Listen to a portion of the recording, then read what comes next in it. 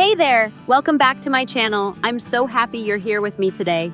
If you've ever felt like you've cleaned and decluttered a million times but your home still feels messy, trust me, you're not alone. Today, I'm going to share 4 common mistakes we all make when trying to declutter and 4 super simple tips that will actually help your space feel lighter and more organized. If you've ever felt frustrated with decluttering that doesn't seem to stick, this video is exactly what you need. These tips are going to make a huge difference in how you approach organizing your home. Before we dive in, I'd love to hear from you. What's the one area of your home that never seems to stay tidy, no matter how much you clean? Let me know in the comments. All right, let's dive into the biggest mistakes most people make when trying to declutter. And trust me, the first one is the most common mistake of all. The mistake that so many of us make is thinking we're actually decluttering when we're really just organizing our clutter. The truth is, organizing and decluttering are 2 completely different things, but many of us confuse them. When we talk about organizing, we're usually talking about moving things around into bins, shelves, or boxes, labeling everything and putting things in neat piles. But if you're not actually getting rid of things you don't need, your home will still feel cluttered. Sure, it might look tidier, but it's just a temporary fix. You're still left with all the stuff you didn't really need in the first place, just in a different spot. A great example of this is a friend of mine. She spent an entire weekend organizing her kitchen, putting everything into labeled containers and stacking things neatly. She felt accomplished and proud of how it looked. But just a month later, her kitchen looked exactly the same as before. Why? Because she didn't really declutter. She only organized the clutter. Most of the things in her kitchen, like extra utensils, unused appliances, and old food she never cooked with, were still there, just tucked away neatly in containers. And this isn't just her problem. It's a mistake so many of us make, especially women. We feel this pressure to make our homes look perfect, to keep everything organized and beautiful, but we forget the most important step: getting rid of the unnecessary stuff. We hold on to things like just-in-case items, the backup blender, extra dishes we never use, or stacks of papers we never go through. It feels hard to let go. So instead of purging what's not serving us, we just keep adding more storage solutions. But organizing more stuff doesn't solve the problem. I've made this mistake myself. I would spend hours reorganizing, moving things from one spot to another, thinking that would make the house feel better. But after a while, I realized I wasn't actually solving anything. I was just shuffling clutter around. I still had old magazines, clothes I never wore, and random kitchen gadgets I never used. It wasn't until I stopped just organizing and started decluttering that I began to feel the space lightening up. And I think a lot of you might feel the same way. You spend time organizing, but your home never feels truly clean. Why? Because you're not eliminating the things that don't add value to your life. To fix the mistake of organizing instead of decluttering, let's talk about a simple but powerful tip. Start by actually getting rid of stuff before you organize anything.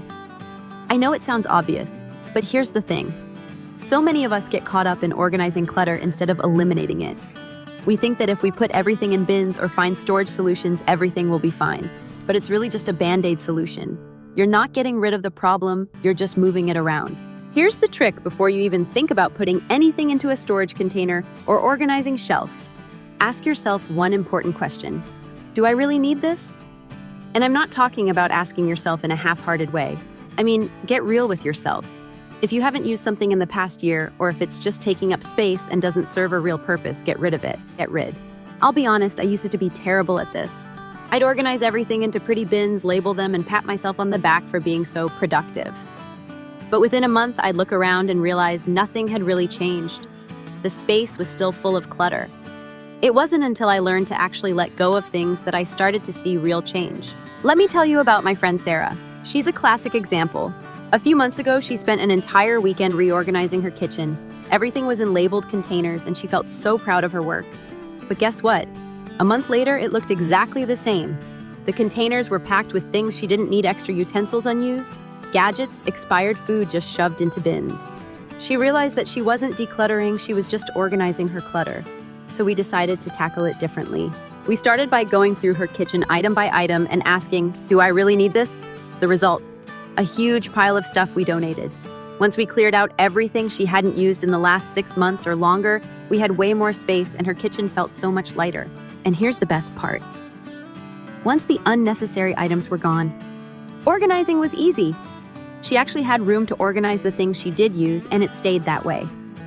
It wasn't about just putting things in cute containers. It was about creating space and purpose. So here's how you can apply this at home. Start with the simplest area, your closet, for example. Go through the clothes you haven't worn in the last year or that don't fit. Be ruthless. Don't keep things just because they might come in handy one day. Let them go. Trust me, once you let go of all the things you don't need, you'll have so much more space, and the best part is it stays clean longer. By focusing on decluttering, first, the organizing part becomes a breeze and your home will feel lighter, more open, and way less overwhelming. The real key is to stop organizing clutter and start letting it go. Once you do that, you'll see how much easier it is to keep things neat and actually enjoy the space you've created. Before we move on to mistake 2, here's a quick peek at my next video. We'll be diving into how to clean up, declutter, and organize for 2025. If you've been feeling overwhelmed by all the clutter, this video will give you the tips and motivation you need to stay on track. You'll walk away with practical ways to tackle your home and start fresh for the new year. Let's move on to the second big mistake most of us make. This is a mistake that I think most of us are guilty of at some point. It's that mindset of, I might need this one day, so I'll just keep it around. We all have that just-in-case stash, extra cans of soup, unused appliances, spare blankets, or that sweater you haven't worn in years but might need for some random occasion in the future. We tell ourselves it's responsible to keep these things, but in reality, it's just clutter building up over time. I'll admit I used to be terrible at this. For example, I had a bunch of old towels. Some were stained, some were just plain worn out, but I kept them because what if I need them for cleaning? Same with random kitchen gadgets like an electric mixer that I haven't used in years but thought I might need again someday. Every time I cleaned out a space, I'd think, I might need this, and right back into the closet or drawer it went. Let me give you an example from my friend Katie, who really helped me realize just how much unnecessary stuff we hold on to. Katie has a lot of kids, so I get it. There's always the urge to keep things just in case. She had a whole closet full of baby clothes, toys, and supplies, things her kids had long outgrown. Her reasoning, well, we might have another baby someday, or someone might need this. She'd hold on to things because of that just-in-case mentality, even though she hadn't needed those things in years. The closet became so full that it was almost impossible to find what she actually needed. So one weekend, we tackled it together. We took everything out and started asking the tough questions. Have I used this in the last year? If I had another baby, would I even want to use this again? It was hard at first, especially with baby clothes that were so sentimental. But once she started clearing things out, she couldn't believe how much extra space she had in her closet. We donated bags of clothes and items that were just sitting there, taking up room, and it felt so much better. Katie noticed that not only did her closet feel bigger, but the stress of holding onto so many items was gone. Instead of storing things, just in case, she made peace with the idea that things can be replaced if needed, and there's no need to hold on to things that don't serve her now. So how do you fix this mistake at home? Here's the tip that worked wonders for me and my friend Katie. Use the 1-year rule to help you decide what to keep and what to get rid of. It's really simple and it works like a charm.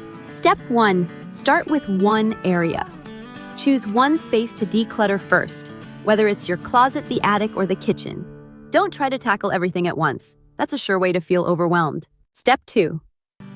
Ask yourself the 1-year question. For every item you pick up, ask yourself this question.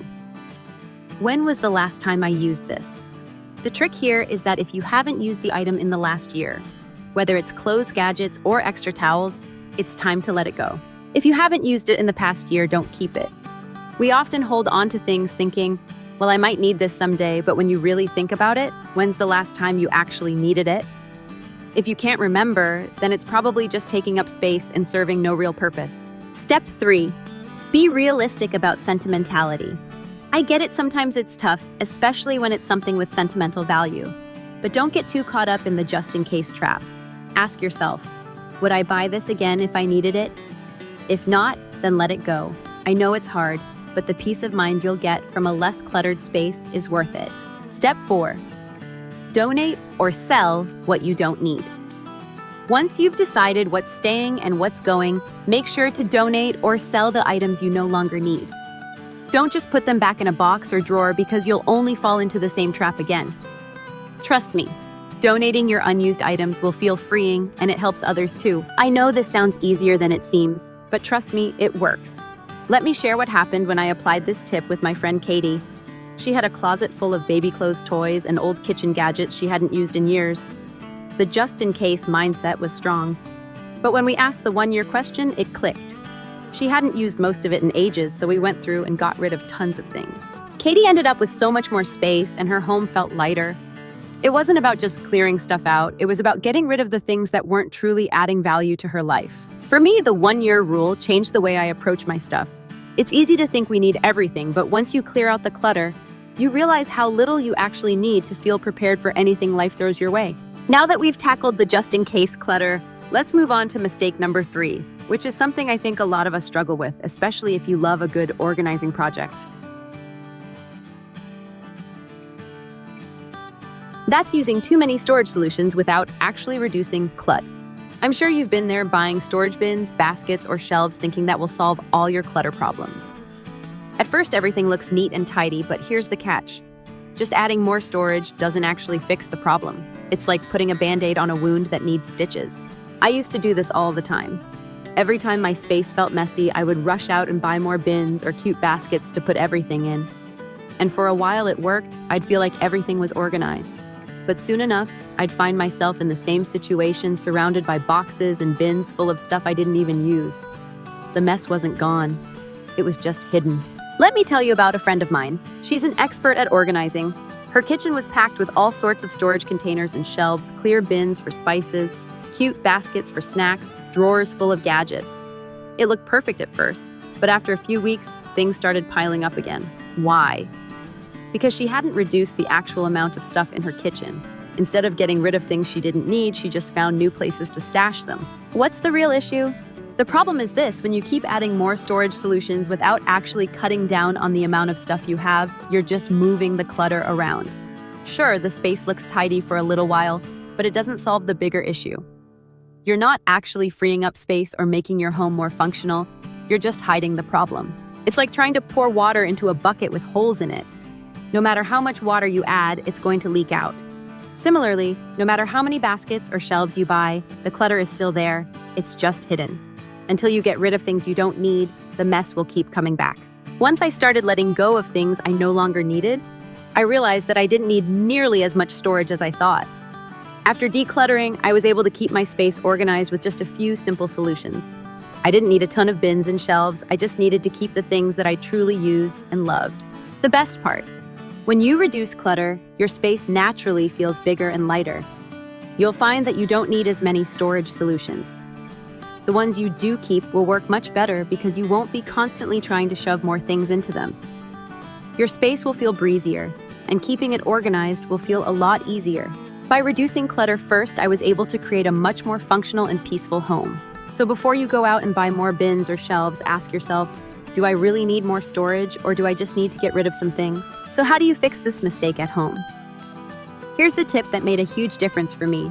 Focus on cutting down on what you own before adding more storage. It might sound simple, but it completely changed the way I approached clutter. How to apply this? Instead of rushing to buy bins, shelves, or organizers the next time you feel like your space is messy, start by decluttering.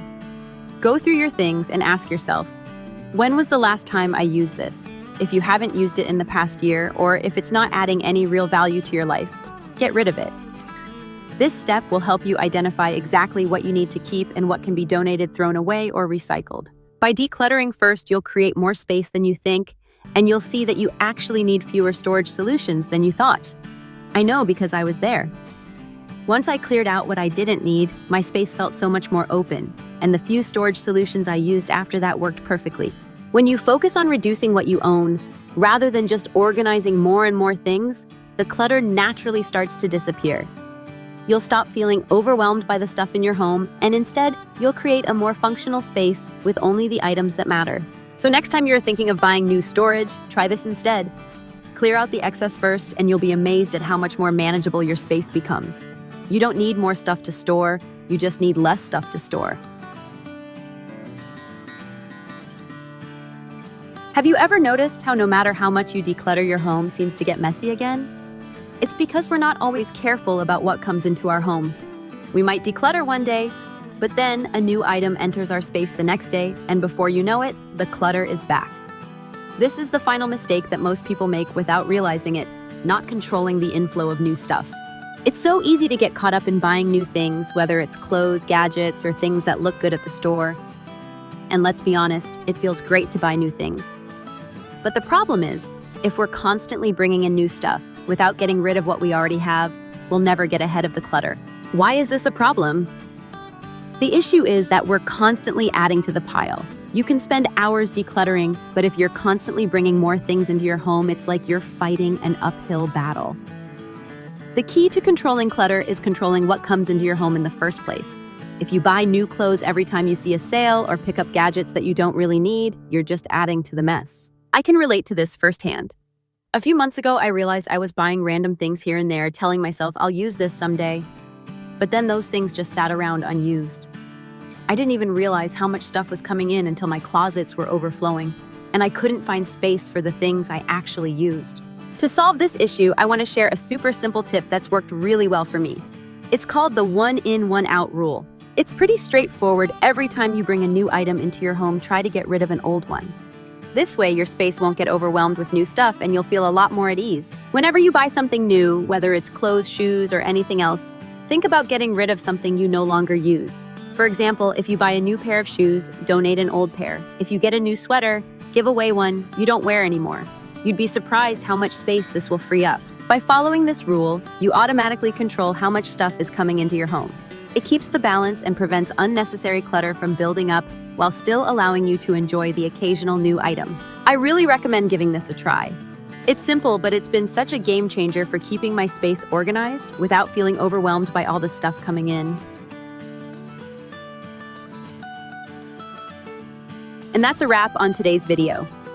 We've talked about a huge mistake many of us make, not controlling the influx of new stuff. And I hope the one in, one out rule will help you keep clutter from taking over your home. Remember, it's not just about getting rid of things, it's also about being intentional with what you allow into your space moving forward. Now here's a sneak peek at what's coming up next. In my next video, we're diving into a full cleanup, declutter, and organize session for 2025.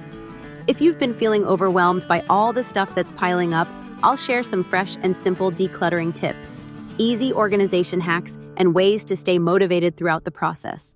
By the end of the video, you'll have everything you need to get your home in shape for the new year. So make sure you hit that notification bell so you don't miss it. I'll see you in the next one.